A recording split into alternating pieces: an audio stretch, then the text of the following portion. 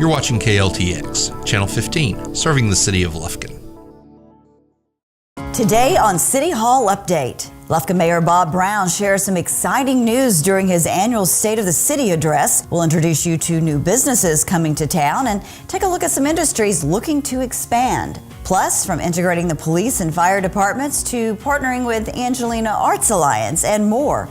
We'll tell you how city services are being enhanced in 2019. And one of our own medical centers has received a prestigious award from the American Heart Association. All this and more coming up. The February episode of City Hall Update starts right now.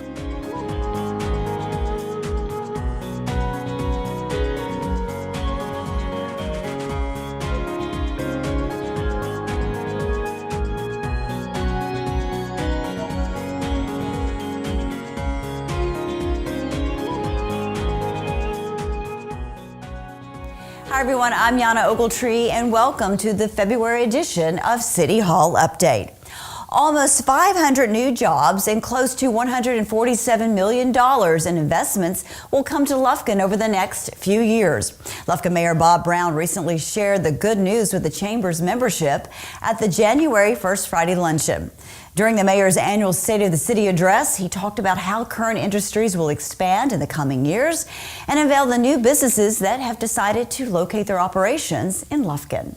If you get Angelina County and Nacogdoches County together and you talk industry and you talk jobs, you make a whole lot more noise and you make a whole lot better presence with the opinion makers. Last year I stood here and said we had 3 corks in the water and one of them was American EChem. They have committed $8 million in expansion. They're going to create at least 25 new jobs. And to show you how fast things happen, from the announcement last year that they were going to do this, they broke ground about 2 weeks ago. Lockheed Martin, they have been here. They have raised the education level of all the high schools in this county. They have done a fabulous job, and they needed to expand. The old Ferguson building next door to Lockheed Martin out on the Loop is now part of Lockheed Martin, and they are going to add at least 125 well-paying jobs. That was one of the corks that was in the water this time last year that I couldn't tell you about. It is moving, all is well, they're happy, and we're thrilled to death. This was the third cork that was under the water, and that was there was going to be a sawmill built in Angelina County. A brand new, state-of-the-art, $100 million sawmill at the trailer plant and bring new life on 69 South to Angelina County. It could have been in Lufkin, it's going to be there, and we're not unhappy at all. We are thrilled to death, first of all, with the 150 plus jobs that will be at the sawmill. We're also very thankful for the 140 truckloads of wood that will come in there per day and the 50 truckloads a day that will haul it out. But economic development bringing hundreds of jobs to the area. That was the #1 story in 2018. I challenge you to make it the same story in 2019. Thank you. Meanwhile, the Lufkin City Council has approved a resolution to create a city hotel occupancy tax fund board. The new board's function is to make recommendations on how to use existing tax funds when it comes to promoting tourism, conventions, and activities and events that encourage people to stay in Lufkin hotels. Now, the 7-member board will be chosen by the City Council by the end of February. The Lufkin City Council also recently approved several resolutions designed to foster the new industry that is moving into the old Buck Creek facility. In addition to water and sewage utilities, city fire and EMS services will also be extended to that area. Lufkin is home to many nonprofit organizations designed to help people get back on their feet after suffering a setback in his or her life. From the Adult Learning Center to Buckner and the Family Crisis Center to the Mosaic Center. These organizations have made a positive impact on thousands of people in our area. Today, I'd like to introduce you to one of the newer nonprofits that is designed to help men freshen up their job skills. It's called the Christian Men's Job Corps, a 501c3 organization that offers a 12-week curriculum called Jobs for Life. Class instruction includes resume writing through job applications, techniques to interview and dress, and essential skills when presenting oneself for hire to a prospective employer. Having only received their nonprofit status in 2017, Christian Men's Job Corps acquired a location just last year, a home that is being leased to them at no charge by Denman Avenue Baptist Church. In 2018, Christian Men's Job Corps graduated its first 2 classes. If you're interested in learning more about how you can benefit from Jobs for Life or to sign up, visit themensfieldhouse.org. The program runs from 5 p.m. to 8 p.m.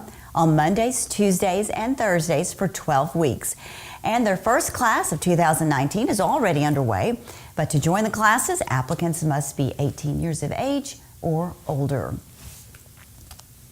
St. Cyprian's Episcopal School is celebrating 20 years of Cajun fun as it presents its largest fundraiser, Bayou Bash, on Friday, February 15th.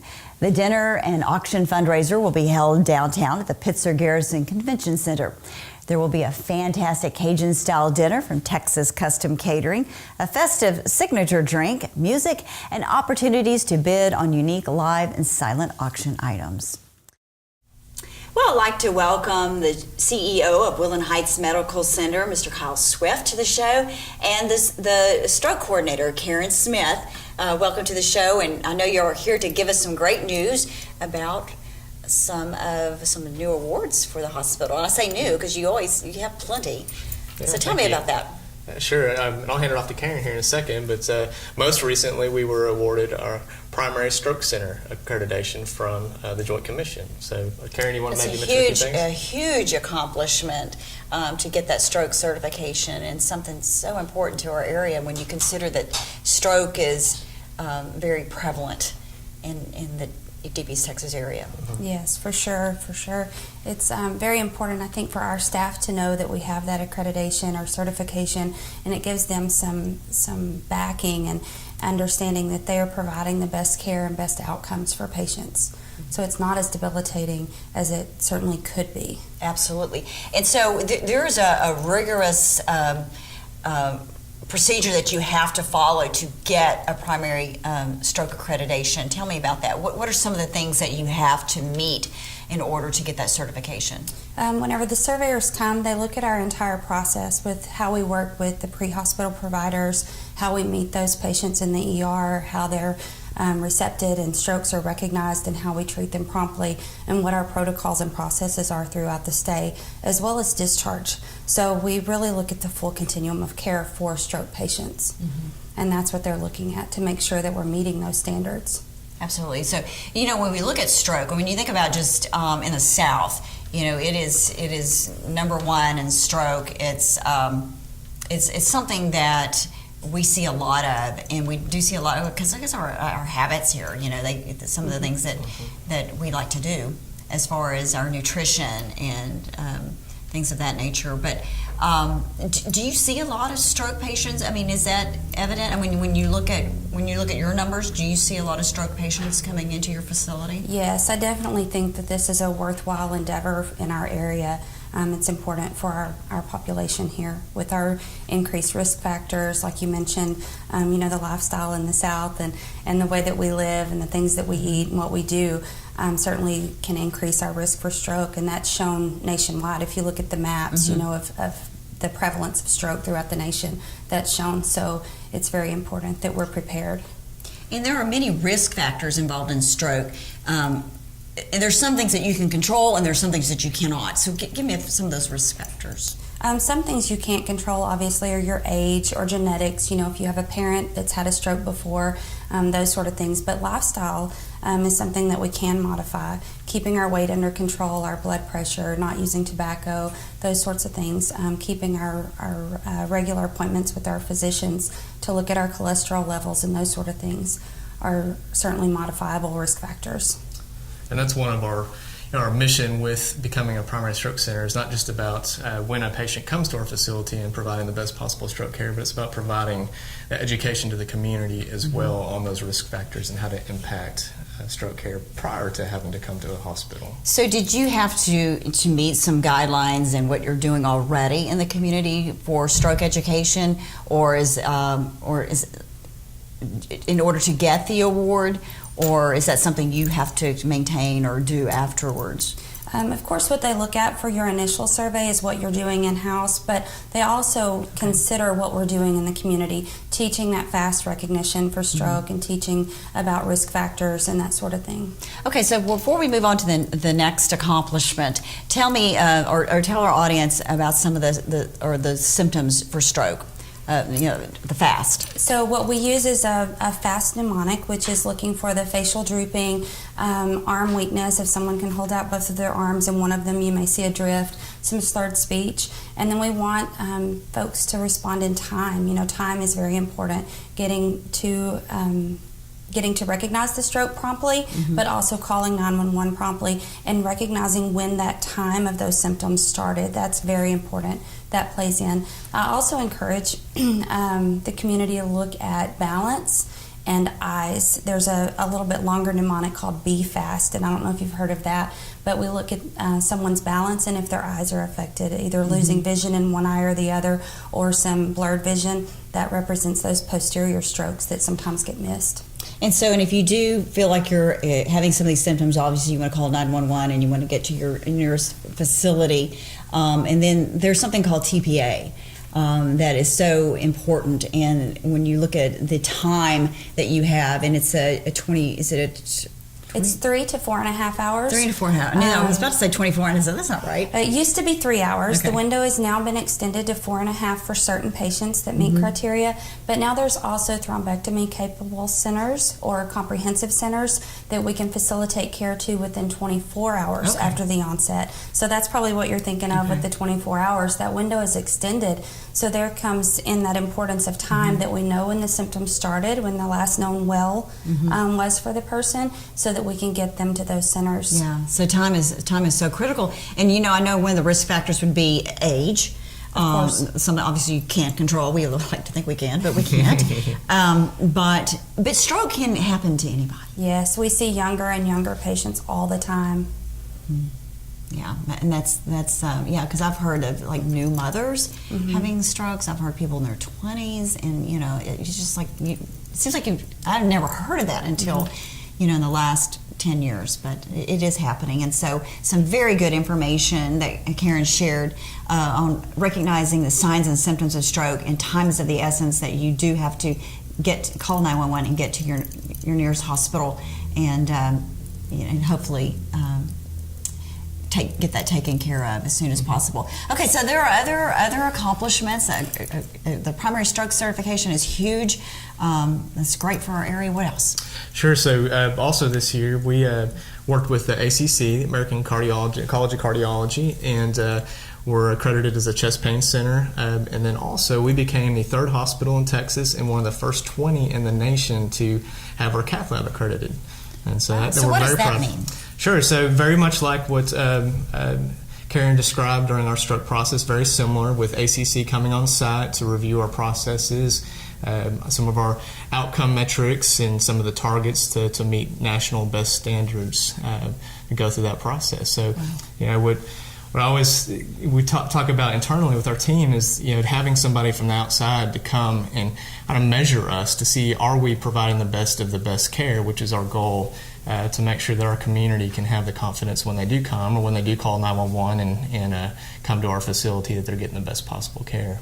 You know, I agree with you. You know, you think of surveyors coming into the community. You may think that you're doing everything great, and then it's always nice to have someone from the outside to come. I say it's always nice, but I mean, it is a good exercise to have someone come in from the outside to look and say, here are some gaps, here are some things that you can do better, or here are some things that you're doing great.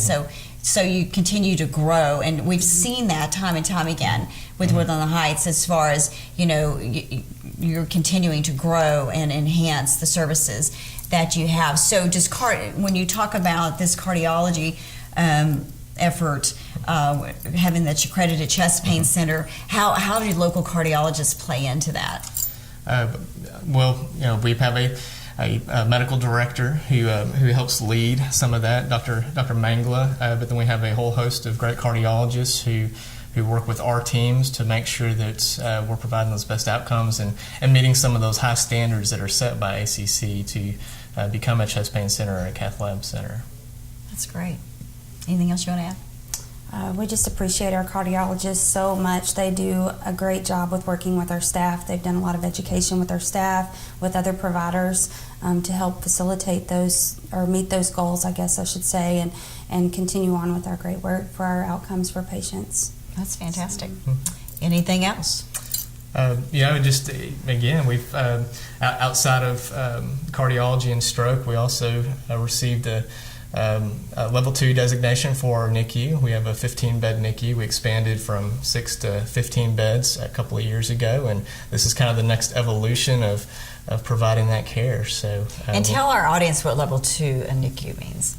Sure. So we can take babies 28 weeks and up, is what we take, and so we're a very highly functioning level 2 NICU. So we provide a lot of advanced care, and it prevents those families from having to go somewhere like Houston and being able to receive care here in Lufkin. We have nurse practitioners on site around the clock, and we have a neonatologist as well, who is either on site or available in the community to respond as needed as well. So that's.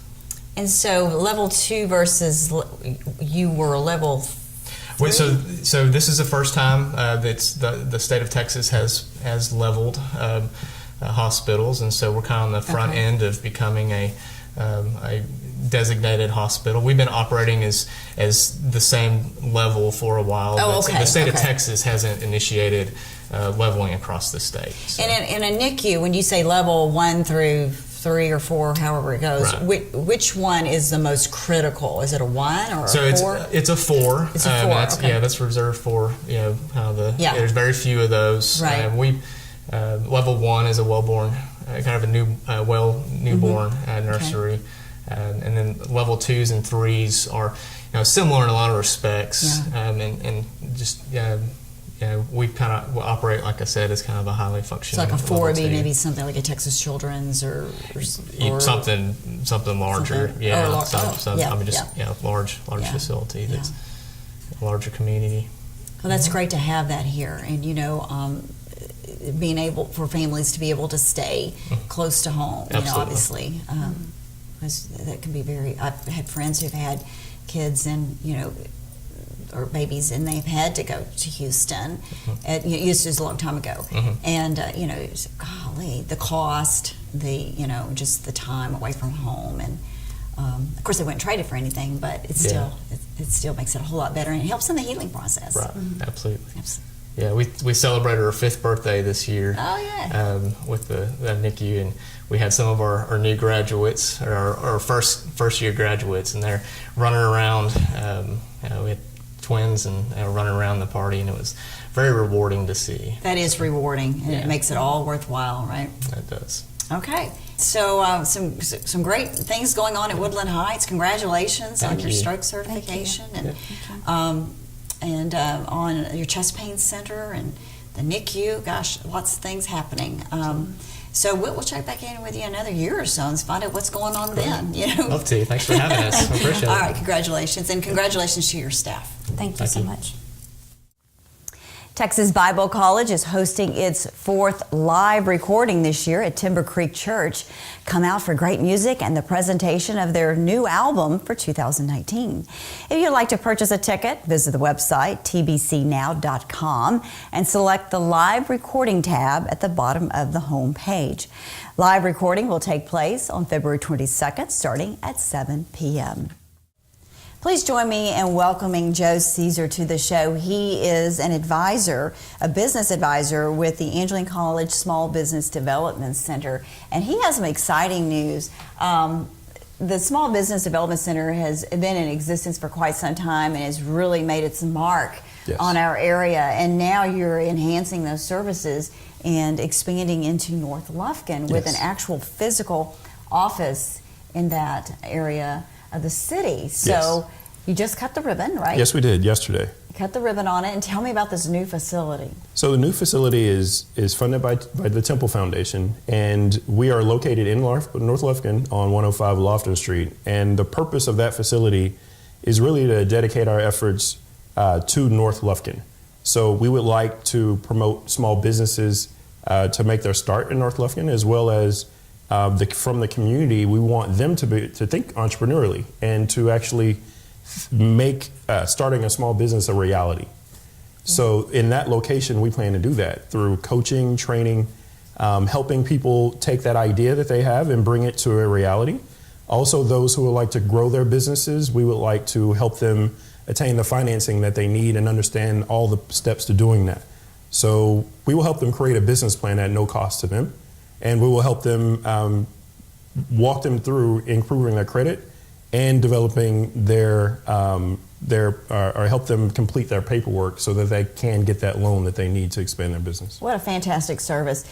You know, there's so many people, who have an idea for a business, but they don't know what to do with it. They don't know what the first step is. That is true. And so you guys have done a great job in helping to create some new businesses and to grow some new businesses in our community. And one I just think of at the top of my head is going to be Tomei Catering. Yes. Yeah. So I mean, what a success story that is. Brittany has been outstanding. Yeah, absolutely. So and I know you have many more wonderful examples to point toward things that you all have helped bring to fruition in our community. Absolutely, and we also do the dirty work. So getting loans, that's glamorous. Starting a business, that's glamorous. But as a business owner, how do I get my business on Google My Business? So when you search in your Google Maps for a business and you see the opening time and the close time, that all has to be done by that entrepreneur. So they may not have the resources or tools or knowledge to know how to do that. We help them with that.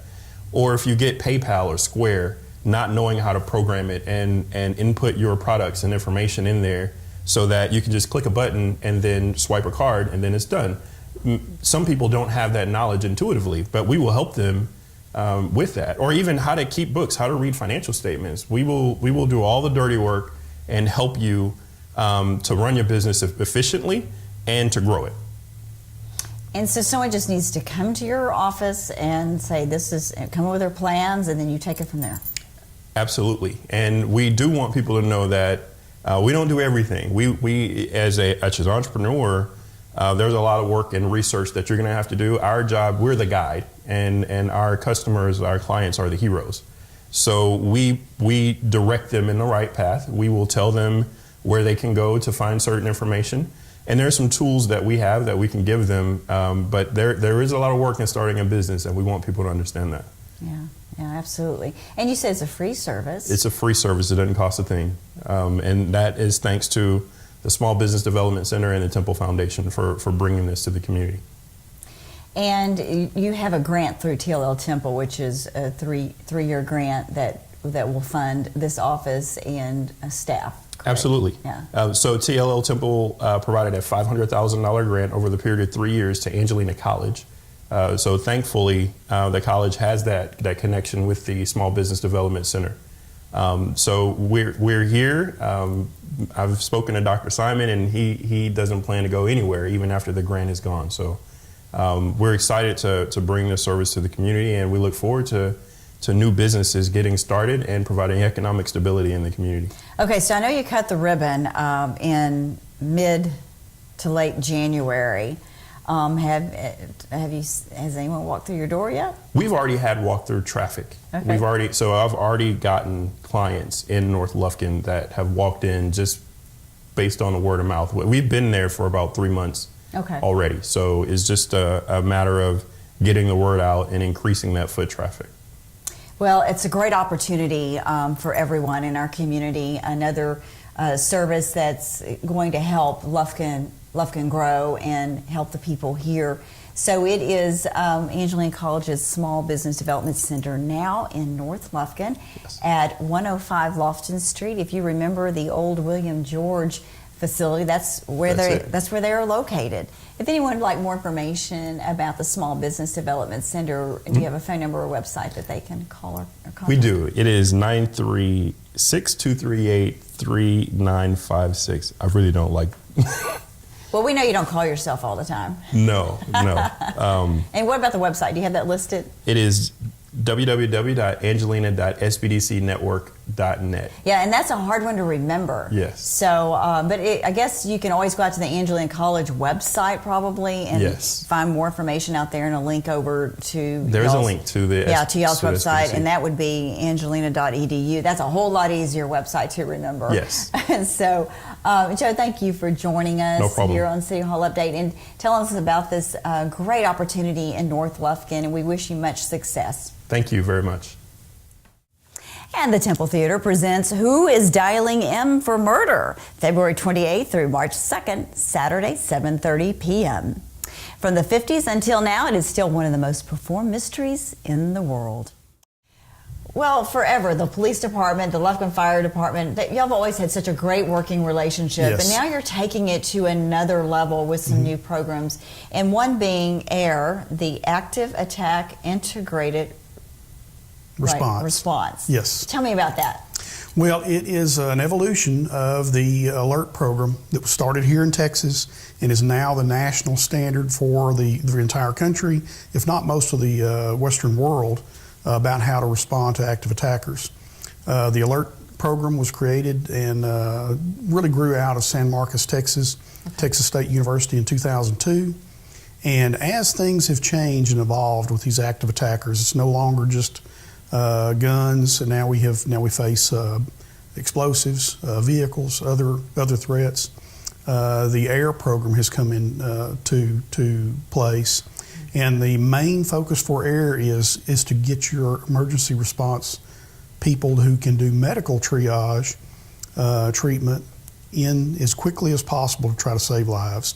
Because what we found over time and experience is that blood loss is the major factor in the loss of life in an active attack situation, and that's what we want to work on. Yeah. So the dilemma is, how do you get the EMS personnel in to treat those victims? And so studies have been done from some of the mass shootings in Colorado or wherever else, Florida. I mean, they've been all over. They have been in Texas, even in close Texas. by, You bet. So in communities smaller than ours. Yeah, absolutely. Yeah. So that is the real challenge then. It is. To get, it is. So how does the force train on this? Well, how do they? That's the whole idea behind the public safety concept that we've moved toward here in Lufkin. And what we do always, our police have done a great job, our fire and EMS services have done a great job separately, independently of each other.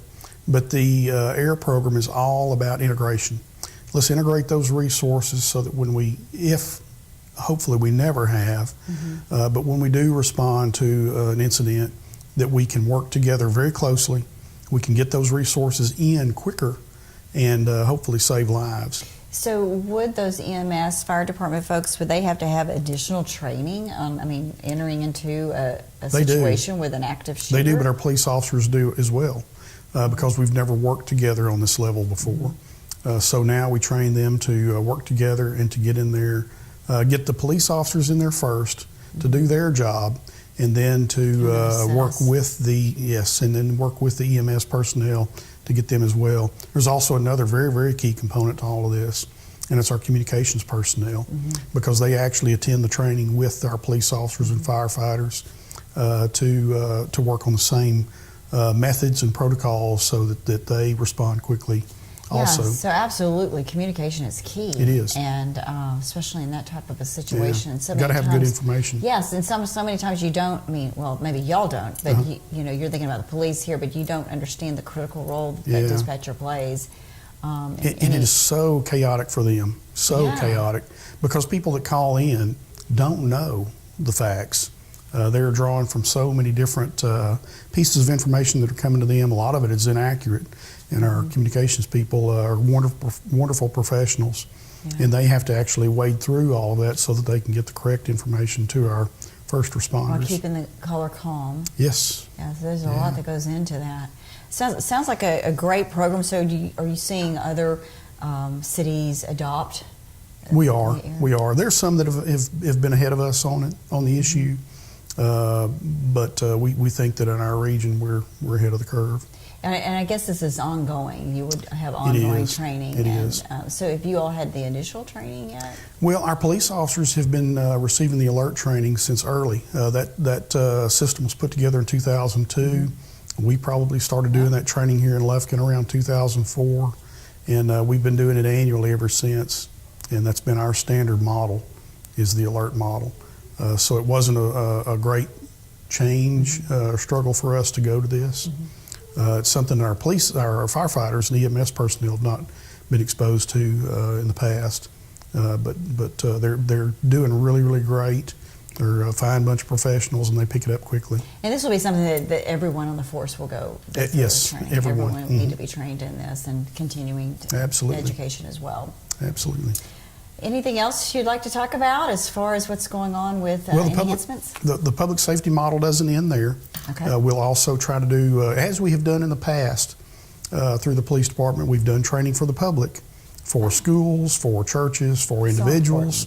And we're going to continue to do that. The fire department is actually going to start offering more. They've done some in the past, but what we hope they can do is actually do some training on stop the bleeding and those type things. Hopefully we can get that information out through the community. That'll be a free even course some that stop you the could bleed. come and, Yeah, absolutely. Take part in? Yeah, now we use the old Armory building now for our training center for this, and that's what we've been using.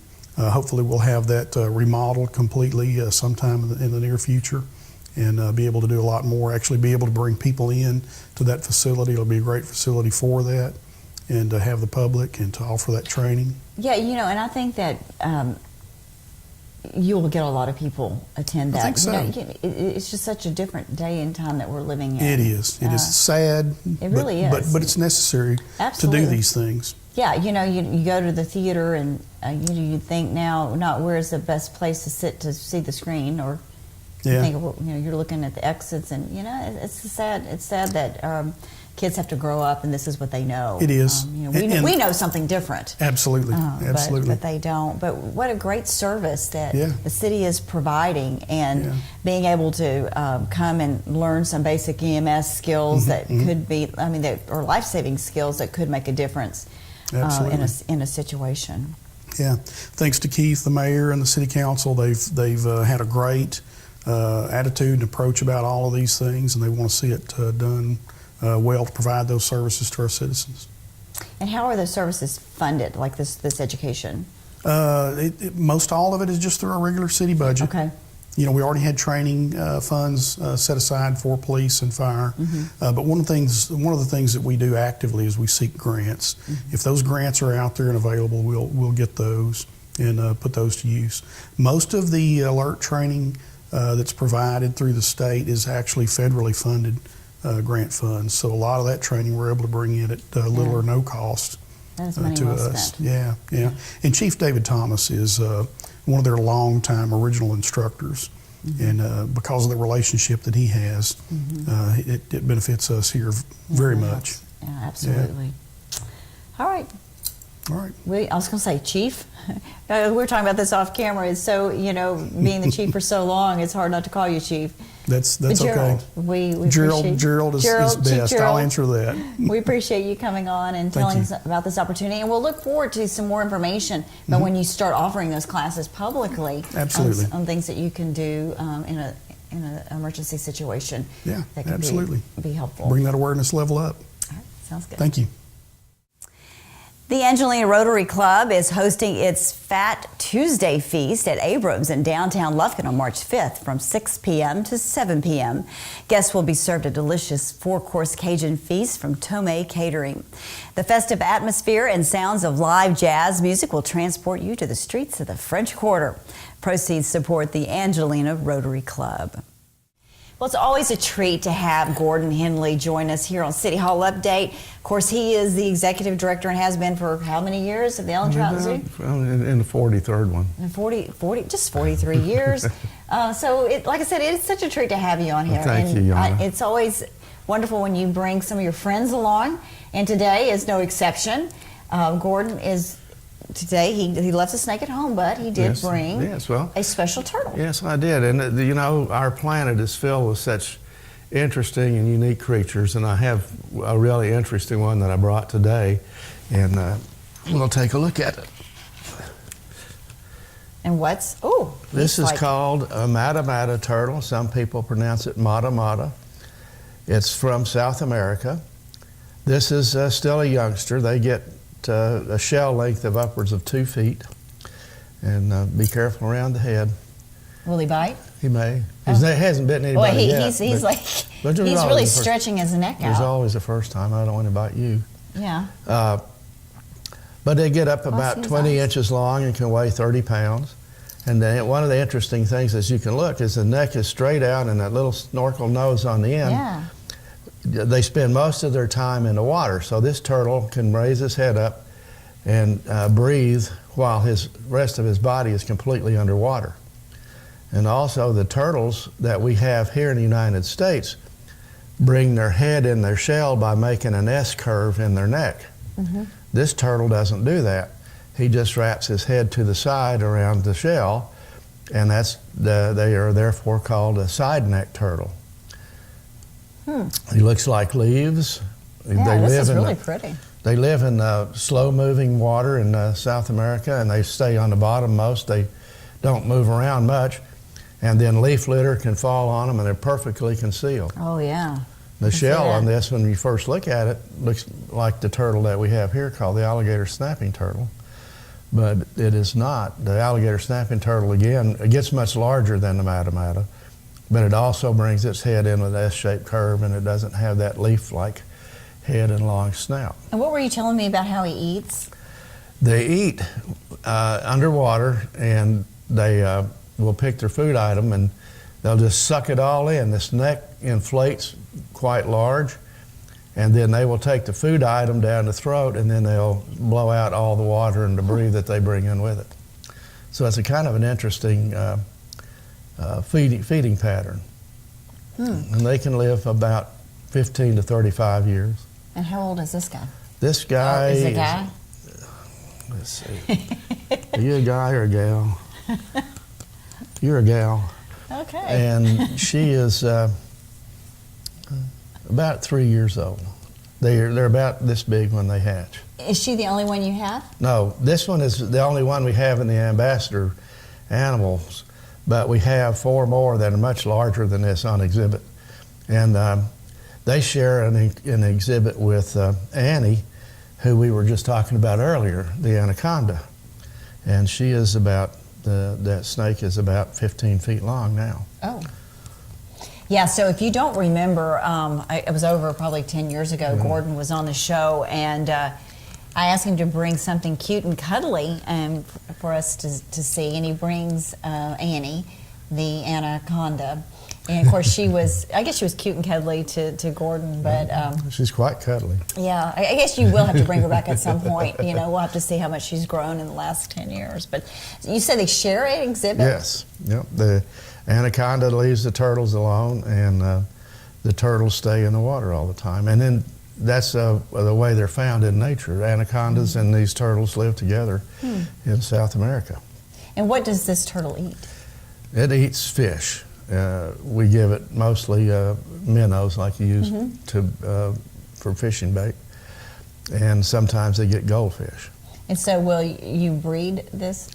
We hope to. It's okay. It's a very interesting turtle, and we have never The shell's had really these pretty. reproduced at the zoo. We've had lots of other turtles reproduce for us, and it would be nice to do it with this. And you said they like to stay in the water. Yes, so yes. This species of turtle stays in the water almost exclusively, except when the females come out to lay eggs. But her being out and about doesn't. No. She's just not She happy. just needs to stay warm, and she'll be happier when we put her back in the water again. Yeah. Okay. And what's her name? Missy. Did you just make that up? No, ma'am.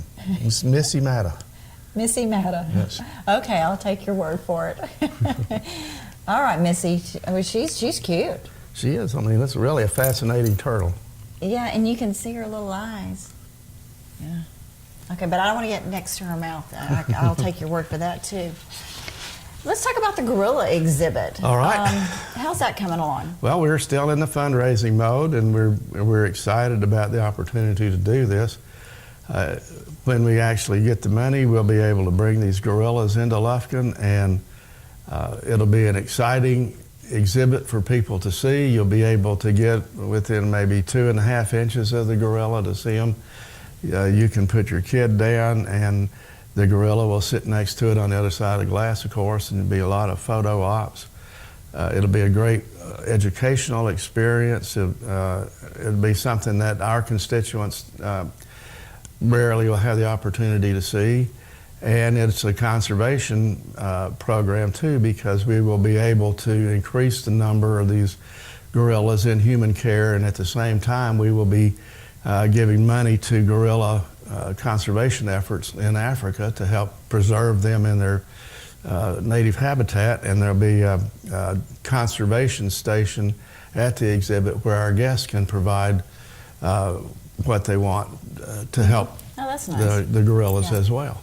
And so the fundraising is going on. It has been, what, for 2 years? Yes, Has it been 2 years? it's a lot of money for us to Are you raise. anywhere near, or are you going to need some more? Well, it's going to take a little bit longer, but we're getting closer and closer. And it's very encouraging. Yeah, that's going to be a fantastic addition. And I know that, it hasn't been just too long that Houston got their gorillas. That's correct. So it says a lot about our zoo and kind of where we are on the forefront and being aggressive and trying to get some of these. Well, we've tried animals. to, provide habitat for animals that need additional space, and at the same time that we're able to work in conservation measures, education. One of the big things that we focus is education on environmental education and conservation education, so that our visitors and guests can be aware of what's going on and be better informed about it and make decisions to help save these animals on our planet. Yeah, absolutely. Well, that's going to be great when we get the gorillas here. But if you haven't been out to the Ellen Trout Zoo lately, you really need to go. It's just a great place to visit. Lots to see there. Beautiful grounds. You guys do such a great job. Thank you. Just wonderful animals on display. A lot of different things, and it changes from year to year. Yes, yeah. So if you haven't been in a while, I definitely encourage you to go out and visit the Ellen Trout Zoo. Well, thank you. We're open every day, and we're ready to receive guests. One thing I would note while we're speaking is that we are offering free admission to federal employees that are furloughed. Okay. So they can have a little something that lets them know that we care about their situation. Absolutely. That's a really nice gesture to do that. Thank you. But even at that, the price of admission to get in the zoo is very reasonable, and so it's affordable, so you can take your whole family out and enjoy a great day out there. Gordon, thank you for coming on the show, and I look forward to seeing you next time with Annie. With Annie, yes. We'll bring Annie out. If your kids like arts and crafts, the Museum of East Texas will also host fun daily art projects during spring break. The Museum of East Texas will be open from 10 a.m. to 5 p.m. on Monday through Friday, and 1 p.m. to 5 p.m. on Saturday and Sunday, March 11th through 17th. Please join me in welcoming Jennifer Allen. She is the Executive Director of the Angelina Arts Alliance, and she's joining us to talk a lot about some of the upcoming performances, but also the partnership, the newly formed partnership between the Pines Theater and the Arts Alliance. Tell me about that. Well, good morning, Yana. It's great to be here. Yes, it's a brand new year, and with this new year brings a brand new partnership between the Angelina Arts Alliance and the City of Lufkin, and that is for the programming and expertise regarding the Pines Theater. And there are many reasons why this partnership came to be, but mainly it is so that we can bring our expertise in creating cultural experiences for everyone in the community to the Pines Theater. You know, the Arts Alliance has been doing it very successfully for 18 years now, and it is our intent to really look at the programming of the Pines Theater, to expand upon it, to make it more diverse, to make it more affordable, and to really ensure that the programming reflects the entire community. And we have a very diverse community, as you know.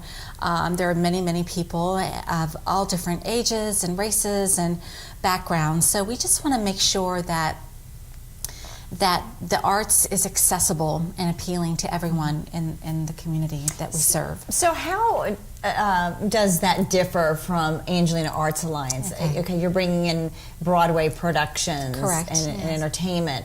But the Pines is it's on a different scale. Tell me about that. Great, and I think that's a great question. And so I want to kind of pose it this way. The Angelina Arts Alliance, we're not a building. We are an organization. So we operate out of the Temple Theater, which is 900 seats, and then if you contrast that to the Pines Theater, which has approximately 430 seats, I believe, is the number. You know, I like to just look at it this way. As a community, we are blessed to have two very unique and very beautiful and very different performing arts venues. And because of that, they should have two different kinds of shows. So while we have primarily operated out of the Temple Theater for the past 18 years, we view this as an opportunity to expand the reach of the arts in the community. It's what we do. We're mission-based. We're about bringing the arts into the community and making it available to everyone.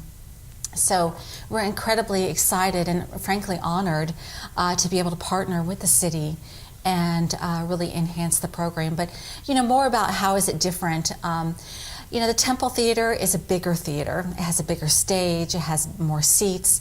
So by that very nature, it should have different shows, bigger shows that can attract 900 people or more.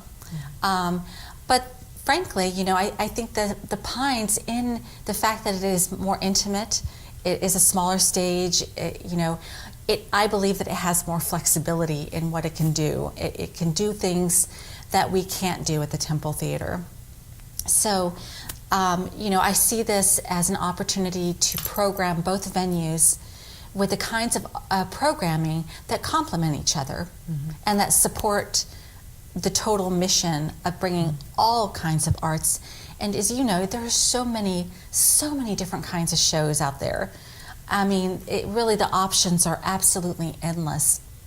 So would you have more of as far as entertainment at the Pines, would it be more bands or singers, professional, artists, as opposed to, because, a big stage, like you said, you're bringing in productions, full-fledged productions. That's right. That facility at Angelina College will accommodate that. But like you said, the Pines Theater is more intimate, so maybe, how will it differ from what we've had in the past? Well, I think you're going to continue to see, first of all, everything that we bring in is going to be high quality. That's most important. I mean, we don't want to bring in, obviously, you don't want to bring in bad musicians. But I think you're going to continue to see a lot of music. I mean, the Pine stage does have some limitations. Obviously, we can't do Broadway musicals there. It's a small stage. It's perfectly suited for music, maybe some dance or small theater, but I think primarily that it's going to be a majority of music. And I would like to see music that maybe appeals to younger people, the more diverse kinds of shows that are going to have a broader audience appeal. The Pines in its size, I think, is perfect to bring in the kinds of shows that are going to help develop audiences, meaning that we can't just cater to one segment of the population, that we need to be developing audiences, and it's a process. Oh yeah, and it is a process, like you said, but for the remainder of 2019, that schedule has already been set. Correct, yes. And so under your leadership for 2020. 2020. Gosh, I was like, wait, this is 2019. 2020, then those will be the shows under the new leadership. That is correct. Yeah. So the 2019 season has already been programmed. So this is the transition year. This is the year where we are basically learning how to hold hands with the Pines and with the city and with the CVB. We're working together for a common goal, and that common goal is to elevate the arts and to bring more people to town, to bring more people to downtown. That's the common goal. So what we are doing, we've scheduled 2 community feedback forums. We're calling it the Pines Presents Focus 2020.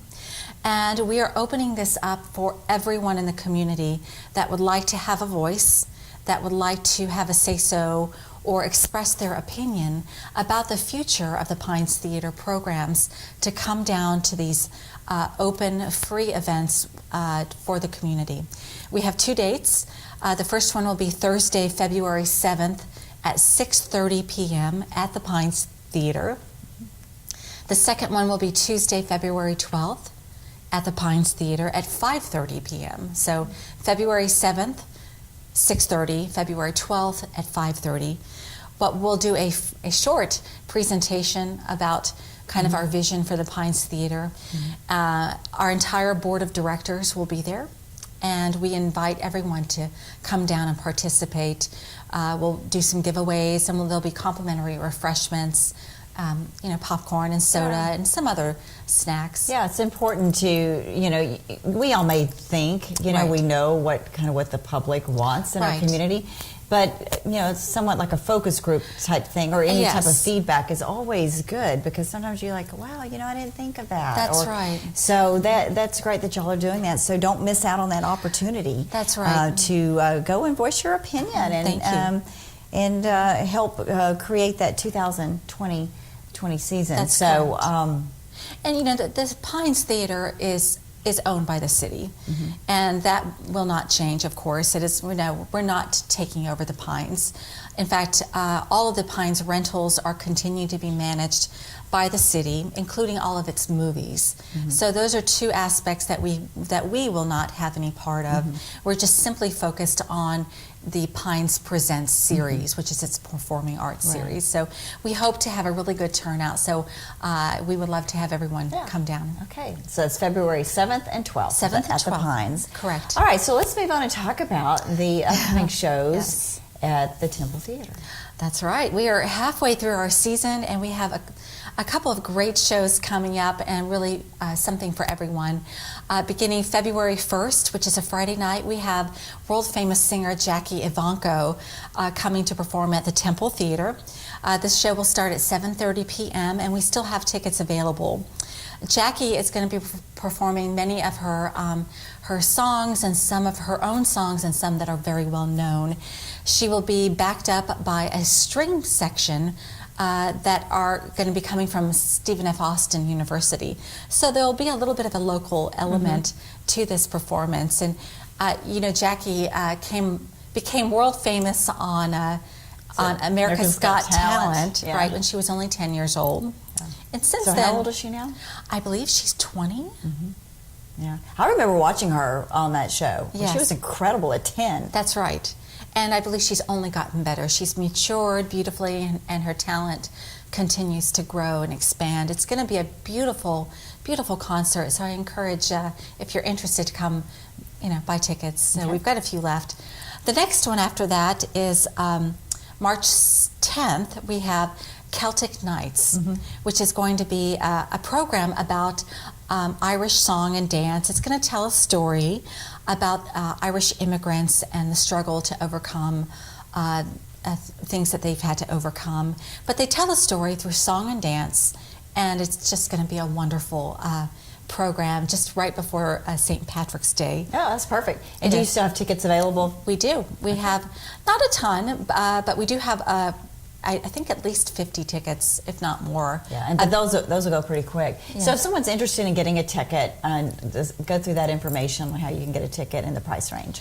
Our tickets range for those two shows anywhere from $40 up to I think $60. So, pretty reasonable if you're on a budget. To buy tickets, you can go online to our website at angelinaarts.org. Or you can call us at our box office at 633-5454, and that's area code 936. In fact, now you can buy tickets for both the Pines Theater and the Temple Theater programs at our website and at our box office. Yeah. Yes, so we have started that process, and that's going to continue going forward. And don't forget that if you don't get a ticket, say a performance is sold out, always go on performance day and check the box office right before the performances, because a lot of people who are season ticket holders will turn their tickets in. That's right. And you might get a really, really good deal. That's right. Yeah. Oftentimes we do have our season ticket holders turn in their tickets at the last minute. So if it appears a show is sold out, I would please just give us a call and ask, because we can probably make it. Yes. It doesn't hurt. Well, Jennifer, thank you for joining us on City Hall Update. Congratulations on this expansion. I think it's going to be great. It is. Overall for everyone here in the city. And we look forward to seeing what next year will bring under this new partnership. Thank you, Yana. We appreciate it. And that's all for this edition of City Hall Update. Thank you for joining us, and we hope you will continue to watch for the latest news and information from Lufkin City Hall. I'm Yana Ogletree. Have a great day.